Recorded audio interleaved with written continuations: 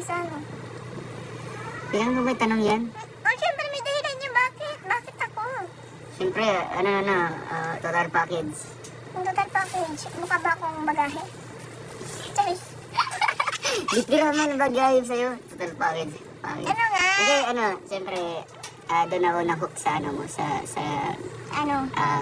inside personality mo.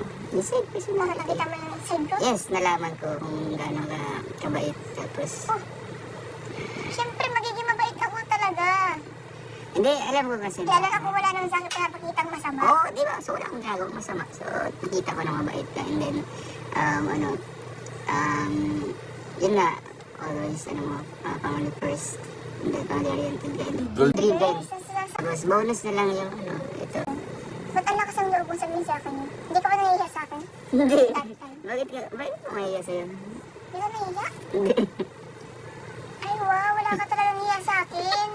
Wala. Kasi, syempre, ikaw na yan. Alam ko at ikaw na yun. Oo, tama man, gold digger. Talagang ba? Diba? Mukhang focus ka talaga sa goal mo. Diba? Grabe pa kasi yung pag-akbay ay. Nagulat na lang ako biglang nagtakbo ng konti tapos nagdakso. Kasi nauuna pa ako maglakad din. Eh, syempre, umuulan yun, di ba?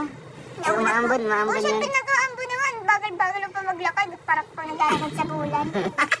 Bulan. Oo. Ako nasa unahan na po. Moonwalk. Nag-uuna na po ako maglakad. Tapos siya naman po. Ang tagal-tagal maglakad. Bahala ko yung sabi ko sa isip-isip ko. Bahala ko. Ay, tapos tito daw na, ikaw lang nga, bakit si Dodong? Siyempre, gusto malaman ng buong mundo.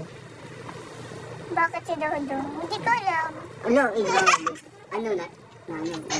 Pagising ko, nahanap ko na siya.